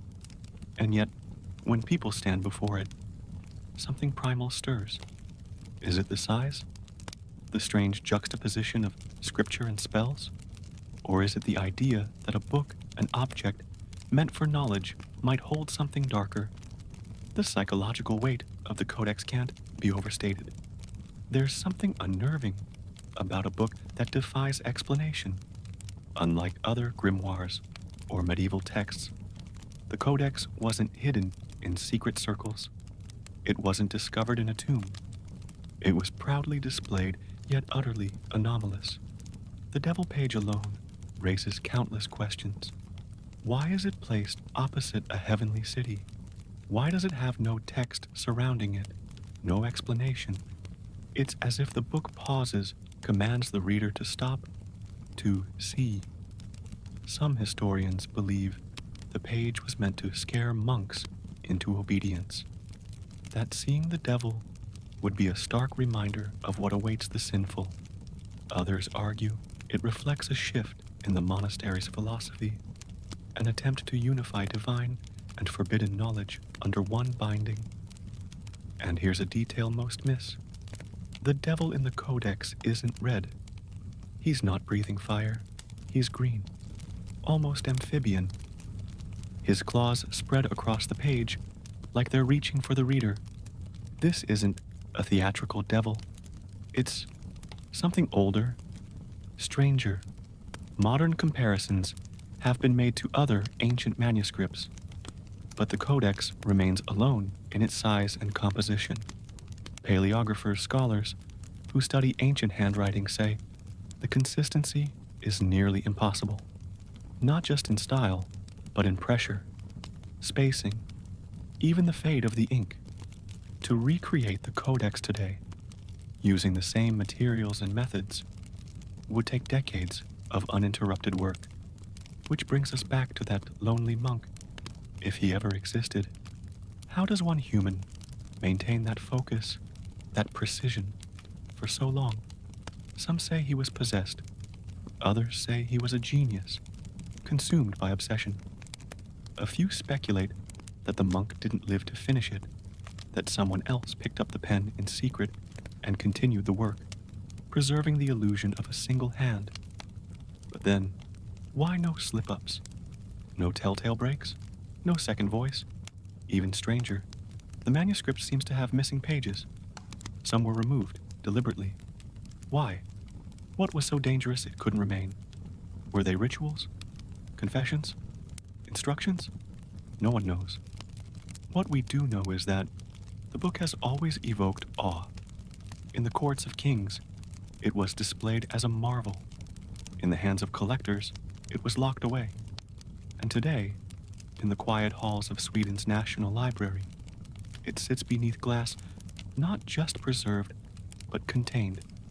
And still, people come to see the devil, to feel the weight of the unknown, to wonder what kind of man makes a pact, not just with darkness, but with eternity. Tonight, as the room goes quiet and your eyes begin to close, ask yourself this: what would you write if you knew it would last forever? And what would you dare include if no one could ever erase it? And perhaps most chilling of all, what if, somewhere deep inside that ancient book, the devil is still reading back? Because this isn't just a story about a strange manuscript. It's about the limits of what we can explain and what we're willing to believe. The Codex Gigas stands as a challenge, a quiet dare, a whisper from the past, saying not everything fits into neat categories. Think of all we've tried to do with it: measure it, scan it, translate it, preserve it. But what if it wasn't meant to be understood? What if it was meant to be felt? Some visitors to the National Library report goosebumps, headaches, even sudden nausea while standing in front of the devil's portrait. Is it power of suggestion? Or is there something in the ink, the skin, the silence between the pages? So tonight, when the lights go out and you're left alone with your thoughts, consider this. What if knowledge doesn't just illuminate? What if it also beckons? And what if, somewhere out there, another codex waits to be written by hands not entirely human? And if no one's willing to write it, maybe it's already being written, not in ink, but in dreams, in whispers, in the moments we choose not to understand. Sleep tight, and if you dream tonight of turning pages too big for your hands, or of ink that seems to crawl across parchment like it's alive, don't be afraid. You've simply wandered too close to the edge, the place where stories breathe, and old truths sleep with one eye open. Just don't turn around, because the Codex might still be watching you back. And tomorrow, if you wake with the urge to write something down, maybe let the pen rest, or maybe, just maybe pick it up. Let the ink flow. Tell a story no one's told before, because that's what the Codex Gigas reminds us, that some stories demand to be written, even if we never understand why. And in the flicker of candlelight, in the hush before sleep, the Devil's Bible waits not just to be read, but to be remembered. Now close your eyes and listen for the turning of a page that no one else can hear. Our eighth mystery tonight: the Lost Templar Fleet, the ships that vanished into legend. Welcome back, brave listener. Tonight, we leave behind dusty manuscripts and candlelit cells and head straight for the open sea, into the fog of history, where sails vanished, secrets sank, and one of the most powerful organizations of the medieval world simply disappeared. This is the story of the Templar Fleet. You've probably heard of the Knights Templar, those white-cloaked warrior monks who rose to power during the Crusades. But what you may not know is that they weren't just sword-swinging holy men. They were bankers, diplomats, builders, and sailors. Yes, sailors. By the 13th century, the Templars had established commanderies along the coasts of France, England, Portugal, and beyond. They had their own ships, their own naval routes. They transported money, pilgrims, and goods across the Mediterranean and Atlantic. Some say they even had their own ports, which makes what happened on Friday, October 13th, 1307, all the more chilling. That was the day King Philip IV of France ordered the arrest of every Templar in his kingdom. With the help of Pope Clement V, he accused them of heresy, blasphemy, and all sorts of other sins. Torture followed. Confessions were extracted. Many were burned. But the ships, gone. According to several accounts, the Templars' entire fleet moored in the port of La Rochelle vanished just before the arrests. Not one ship remained. No battle, no wreckage, no explanation. So where did they go? Some say they fled to Portugal, where the Order of Christ, curiously similar to the Templars, soon rose in their place. Others believe they made it to Scotland, where the Templars helped Robert the Bruce at the Battle of Bannockburn and found shelter in secret. Then there are wilder theories that the fleet sailed west long before Columbus, carrying the Templar treasure to the New World, that they founded hidden colonies, buried sacred relics, and vanished into legend. Some even link them to the Oak Island mystery in Nova Scotia, where supposed Templar symbols have been found carved into stone. The truth? We don't know. And that's what makes it so compelling. Because the Templars weren't a scattered band of knights. They were organized, disciplined, wealthy, and above all, they planned ahead. If they knew the king was coming for them, they would have acted, moved assets, hidden records, set sail, and they had the means to do it. Modern historians debate the size of the fleet. Some say a handful of ships, others claim dozens. But even a small squadron could carry people and treasure far from royal reach. Add the fact that Templar holdings were international, and you've got the perfect escape route. But here's the thing. No logs, no manifests, no survivor tales. It's as if the fleet sailed into myth. That hasn't stopped treasure hunters, of course. Expeditions have combed coastlines from Portugal to the Americas. Divers have explored the seafloor near La Rochelle. Radar scans. Submersibles. Nothing. And yet, every so often, something surfaces. A cross etched in a cave. A sword found where no sword should be. A clue? Or just coincidence? That's the magic of the Templar fleet. It invites obsession. So, as you settle in for the night, imagine the sound of waves against hulls, the creak of timber, the snap of sails in the wind, a ship vanishing over the horizon, carrying secrets no fire could burn, no king could touch. And who knows? Maybe one day you'll find a piece of it washed ashore. Next, we enter darker water still, where a nobleman was buried in silence, and a queen's love letters may have sealed her fate. But before we hoist anchor from this mystery, let's take one more look at the trail left behind, because even if the ships vanished, the Templars left more than rumors. We have scattered accounts from chroniclers in other regions, noting sudden activity in remote ports. We have indirect evidence, gold, that reappears in unexpected coffers, artifacts linked to the Templars, showing up in places they shouldn't be. Are these connections real? Or just hopeful speculation? Maybe both. Let's consider Portugal again. After the suppression of the Templars, King Denis of Portugal simply renamed them the Order of Christ.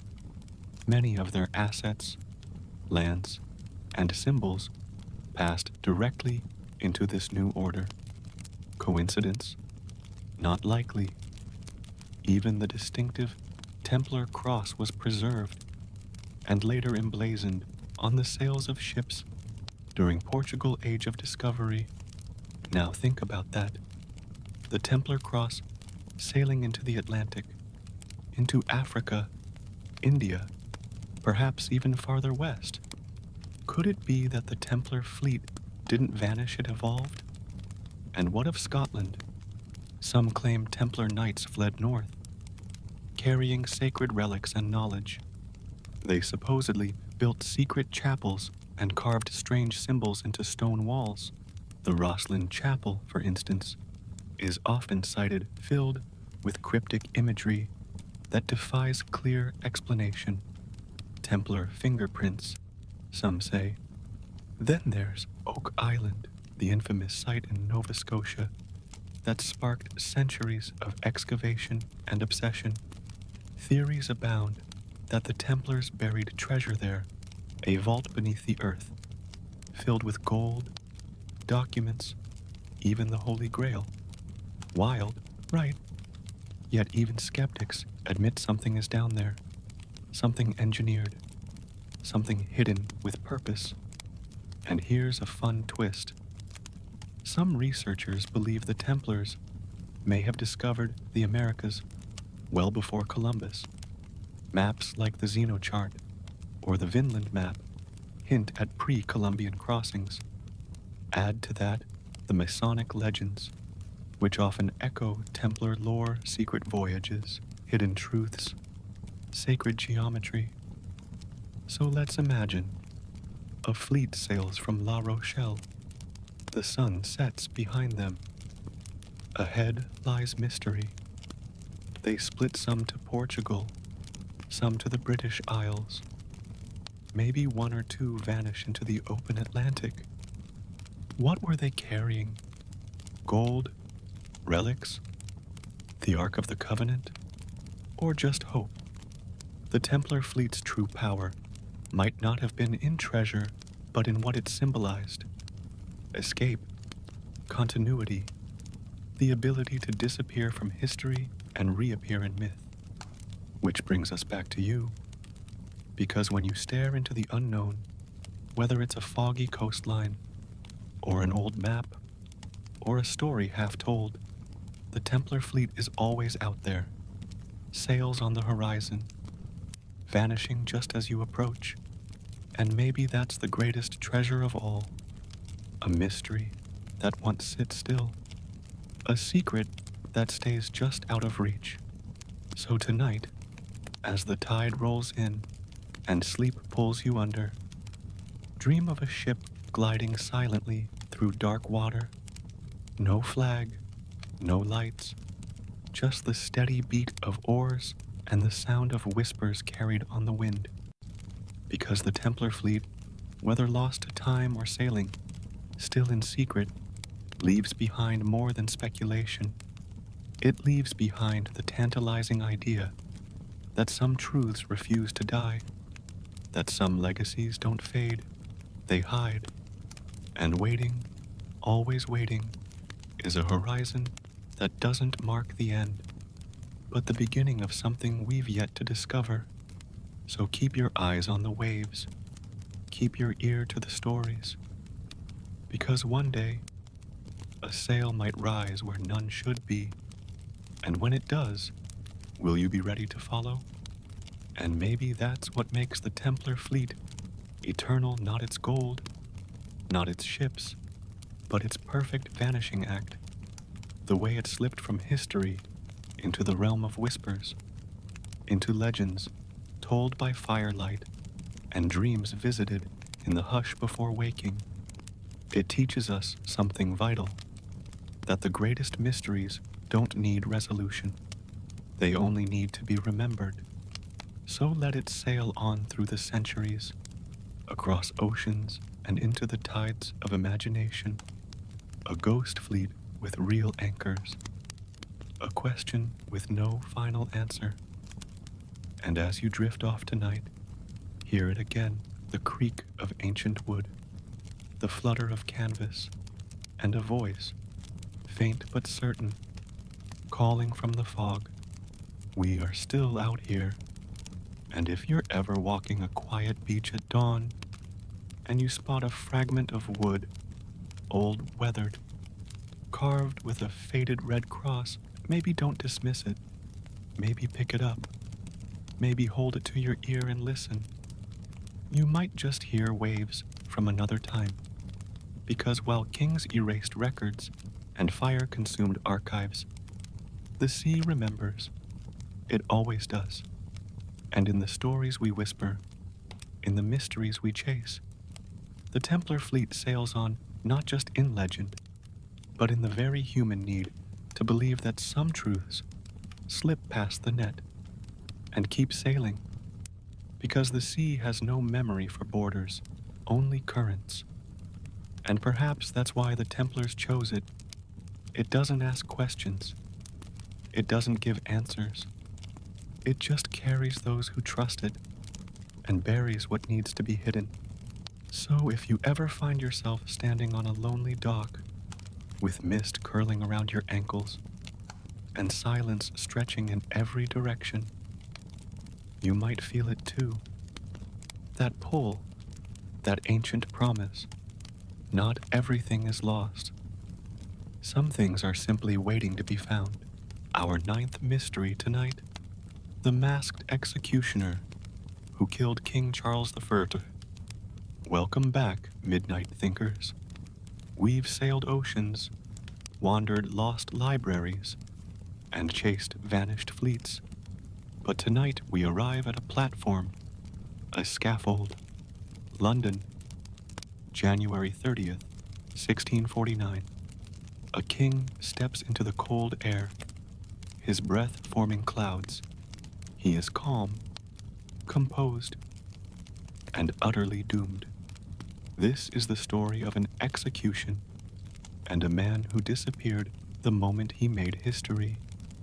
The man was King Charles I of England. And the mystery is, who swung the axe? Let's set the scene. The English Civil War has torn the country apart. Parliamentarians against royalists, soldiers clashing in fields, families divided. Charles I, the monarch who believed in the divine right of kings, is on the losing side. Captured, tried for treason, sentenced to death. But killing a king is no small thing. It's not just regicide, it's sacrilege. It's unprecedented. And when the day arrives, there's a problem. No one wants to be the one to do it. Literally, no one. The executioner assigned to the task refuses. Others back out. There are whispers of a royalist rescue attempt, of riots, of spiritual doom. Finally, two men step forward, their identities concealed. They wear masks. Their voices are muffled. Even their movements are practiced, rehearsed to be anonymous. The execution happens swiftly. Charles lays his head upon the block and declares, "I am the King of England. I am the martyr of the people." The axe falls. The crowd groans. But then silence. The executioner holds up the severed head. Blood steams in the freezing air. The deed is done, and the masked man vanishes. To this day, no official record names the person who killed Charles I. We have theories, suspects, rumors, but no certainty. One candidate is Richard Brandon, the common hangman of London at the time. He was skilled with the axe and known to be involved in other high-profile executions. But here's the catch. Brandon supposedly refused the job. Some say he was offered 200 a fortune and still declined. Others say he took the money and did it, but regretted it deeply. Then there's William Hewlett, a soldier who may have been rewarded suspiciously well after the event. He later became a knight. And oddly, his name disappears from records for a time around the execution. Was he rewarded for his loyalty or for his silence? Some even claim the executioner was a foreign mercenary, someone with no ties to England, brought in precisely because he wouldn't hesitate, that he disappeared across the channel afterward, leaving only questions in his wake. Here's where it gets stranger. Decades later, during the Restoration, when Charles II's son of the executed king takes the throne, he launches an investigation. Bodies are exhumed, records examined, people punished, but no one is ever definitively named as the executioner. It's almost as if the secret was protected by fear, by shame, or by power. Think about it. How do you live your life knowing you've killed a king? Where do you go? What name do you take? What dreams wake you in the night? Some say the executioner confessed on his deathbed, but even those confessions are contradictory. One man claimed it, another recanted.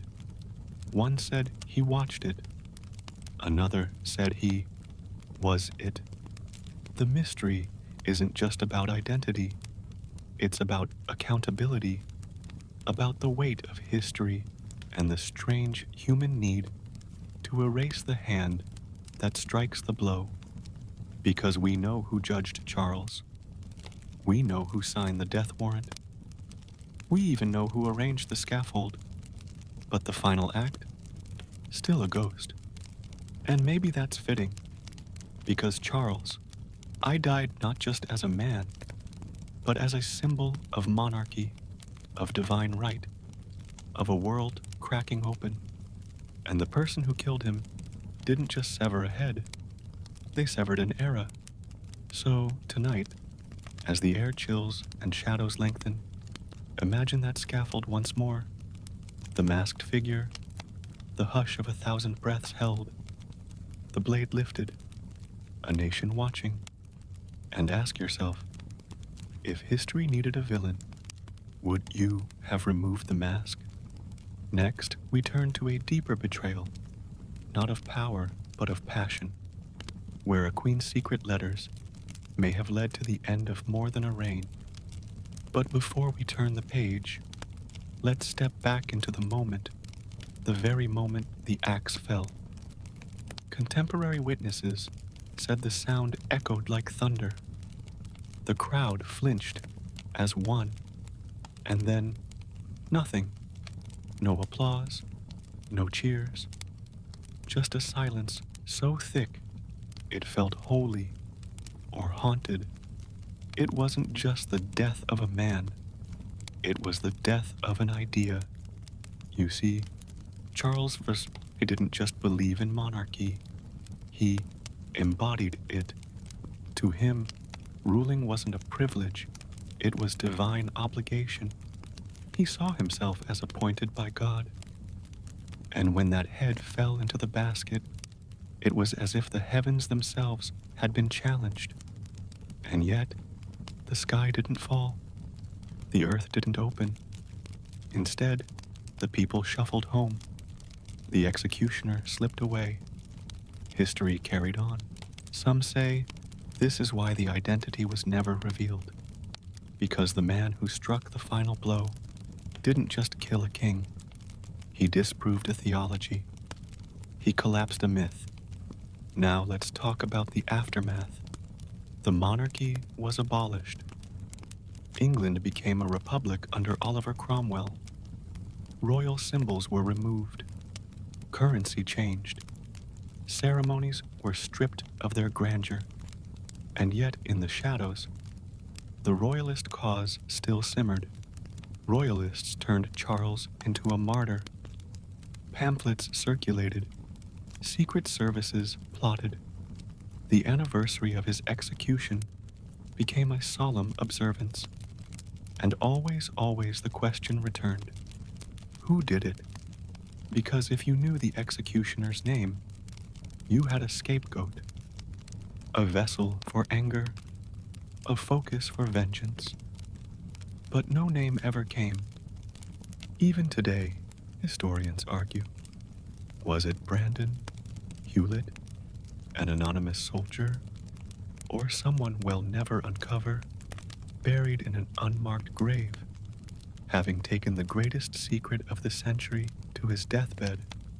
There's even a theory that the man wasn't masked at all, but wore theatrical makeup, a false beard, layered clothing to appear taller or shorter, a walking illusion, a ghost in plain sight. And that's the strange irony of the executioner's tale. It's the most vivid moment in English history, carried out by a man with no face. So maybe the truth is less about who he was and more about what we need him to be. To royalists, a villain. To Republicans, a necessary hand. To others, a tragic soul caught in the machinery of something far bigger than himself. Because the execution of Charles I wasn't the end of tyranny or the triumph of justice. It was the beginning of a long, messy, unresolved argument about power, faith, loyalty, and who gets to decide. And in that sense, the executioner is us. Anonymous, uncertain, moving through history with shaky hands and silent questions.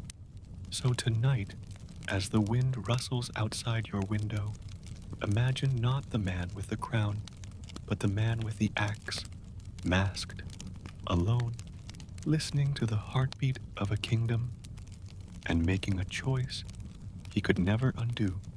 Sleep well, and if you dream tonight of velvet hoods and falling blades, of crowds holding their breath and snow turned crimson, know that you are not alone. Because this story didn't end in 1649, it lingers in the architecture of law, in the rituals of power, in the question we still whisper when no one's listening. Who holds the right to judge a king? And maybe, just maybe, the man behind the mask wasn't one man at all. Maybe he was a mirror reflecting a nation's rage, a people's fear, and the ghost of an old world giving way to the new. The axe fell once, but the echo never stopped. And as you lie in the quiet tonight, with the ticking of the clock your only witness, remember that not all mysteries beg to be solved.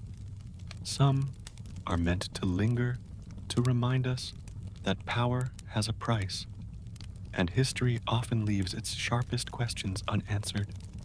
The executioner's mask may have hidden a face, but it also revealed a truth, that justice, fear, loyalty, and doubt can all wear the same expression, and somewhere, maybe in some forgotten drawer or buried letter, the name still exists, the name of the one who carried the blade. Until then, we are left only with the shadow, and shadows, as we know, never confess, unless, of course, you know exactly where to look. So if one night you find yourself walking along Whitehall, near the place where the scaffold once stood, and the wind suddenly stills, and you feel as though someone is watching, don't be alarmed. It may just be the silence remembering, because some moments in the history don't need names. They only need witnesses. And now, you are one of them. Our 10th mystery tonight, Mary's letters, the Queen, the prison, and the secrets that sealed her fate. Welcome back, night travelers. We've faced masks, swords, and shadows, but tonight we enter the quiet danger of ink. No blades, no war horses, just parchment and words, and yet they were deadly. This is the story of Mary, Queen of Scots, and the letters that may have cost her her crown and her life. Let's begin. Mary was a queen 3 times over, Queen of Scots by birth, Queen of France by marriage, and a contender for the throne of England by blood. But she was also a prisoner of politics, of men, of history. In 1568, after a turbulent reign in Scotland filled with power struggles, rebellion, and the suspicious death of her second husband, Lord Darnley, Mary fled across the border into England. She was seeking protection from her cousin, Queen Elizabeth I. She did not get it. Instead, Elizabeth, wary of Mary's claim to the English throne and fearing Catholic plots to depose her, had Mary imprisoned, not in a dungeon, but in castles and manor houses under constant watch for nearly 19 years. Now imagine that. 19 years of being a queen in name, but a prisoner in truth. No throne, no court, just guards, windows, and time. But Mary didn't just wait. She wrote hundreds of letters to allies, to family, to enemies in languages and codes. Some were poetic, some were desperate, some were political. And then, in 1586, a letter changed everything. It was part of what became known as the Babington Plot. A young Catholic nobleman named Anthony Babington was planning to assassinate Elizabeth and place Mary on the throne. The plan was elaborate, dangerous, treasonous, and Mary responded. A letter in her hand, addressed to Babington, seemed to approve the plot, or at least acknowledge it. The letter was intercepted by Elizabeth's spymaster, Sir Francis Walsingham, who had built an intricate web of surveillance, double agents, and cipher experts. Walsingham had lured Mary into a trap using a double agent to smuggle her letters in and out of her confinement, while secretly copying them all. The intercepted letter, its content, its intent became the key evidence at her trial. And that leads to the mystery. Did Mary actually write it? Or was it forged in part, or entirely to justify her execution? Because here's the thing. Mary was no fool. She'd been surviving plots, betrayals, and court politics since childhood. Would she have really put her life in writing? Would she have openly endorsed the murder of a reigning monarch, knowing the risk? Some historians say yes, that Mary was desperate, isolated, and convinced that action was the only way forward, that she trusted the channels around her, that she saw Babington's offer as a divine opportunity. Others say no, that the letter was edited, altered, perhaps even rewritten entirely by Walsingham's agents. After all, Elizabeth had long resisted calls to execute Mary. But with this letter, she was persuaded. Was it real, or the ultimate weapon of statecraft? We may never know, because the original letter, the one with Mary's seal, is lost. We only have copies, transcripts, confessions extracted under pressure, reconstructions built by men with motives. But the consequences, they were very real. In February 1587, Mary was executed at Fotheringhay Castle. She dressed in red, the color of Catholic martyrdom. She forgave her executioner, and as her head fell, a small dog, hidden in her skirts, ran yelping onto the scaffold. A queen had died, but a legend was born, and the letter, still whispered about, still studied, still doubted, because it wasn't just a piece of evidence. It was a turning point in history, the moment when ink became as sharp as any blade. So tonight, as your pen rests beside you, think of Mary writing by candlelight, under watch, her words both shield and sword, and wonder, if you knew a letter could change the world, would you still write it? Next, we cross the sea to a curious relic where iron resists time and the laws of science. standing tall against the centuries. But before we close Mary's story, we need to talk about the letters themselves, not just that final note to Babington, but the broader tapestry of communication that defined her captivity. Mary was a master of correspondence. Her letters were not just messages, they were strategies. She wrote in cipher. She used invisible ink. She trusted couriers, many of whom were bribed or turned. She wrote in multiple languages: French, Latin, Scots. Her handwriting alone was like a fingerprint, elegant and resolute. Historians have recovered many of her letters, some hidden in private archives for centuries. They reveal a woman fiercely intelligent, deeply religious, and unyieldingly political. She lobbied foreign monarchs. She comforted allies. She negotiated with enemies, and all from behind locked doors. In recent years, a team of researchers used decryption software and forensic analysis to uncover even more letters previously misattributed or thought lost. One batch, hidden in plain sight within the French National Archives, included dozens of messages that showed Mary maneuvering diplomatically even in her final years. They're being called one of the most significant finds in Tudor-era history. Why does this matter? Because it shows that Mary wasn't simply reacting to events, she was shaping them. Her words were tools of resistance, of influence, and yes, perhaps, of revolution. But they were also a trap. In an age where literacy was power and paper was proof, one bad sentence could end a dynasty.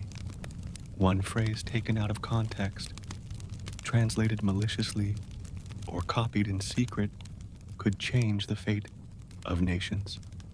And so, we return to Walsingham. His spy network was unparalleled in its time. He used cryptanalysts to break codes, agents to forge alliances, and surveillance methods that seem eerily modern. He didn't need to torture Mary just to catch her writing. The Babington letter, once decoded and presented, was damning, but it was also suspect. Even now, experts doubt whether phrases were added after the fact, whether Mary's cautious tone was twisted into something conspiratorial. Was the letter genuine? We may never know, but its consequences were brutal and swift. Elizabeth signed the execution order reluctantly. By most accounts, she delayed it, revoked it, signed it again. She knew what it meant to kill a fellow queen, a cousin, a Catholic figurehead, but eventually, the crown came first, and so Mary was led to the scaffold. Witnesses said she met her death with grace, that she spoke Latin prayers aloud, that she removed her outer garments to reveal scarlet red, that it took 3 blows of the axe to sever her head, and after all that her lips reportedly moved for several minutes. Some said it was a miracle, others said it was nerves, but the image stayed a silenced voice, still trying to speak. And what of the letters? Many were destroyed. Some survive. A few may still lie hidden in old trunks, behind panels, among forgotten collections. Because history isn't just shaped by kings and queens, but by scribes, by shadows, by sentences that refuse to die. So tonight, think about what you choose to write, what you put into the world, and how, even centuries later, a few lines of ink can ripple across time and truth. Mary wrote her fate, but we're still reading it.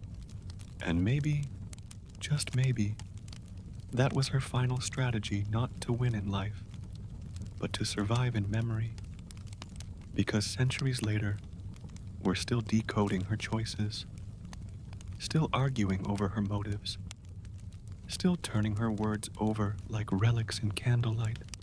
So if you ever find yourself with a pen in hand and something dangerous in your heart, remember her, not as a queen, not as a martyr, but as a woman who dared to write when the world wanted her silent.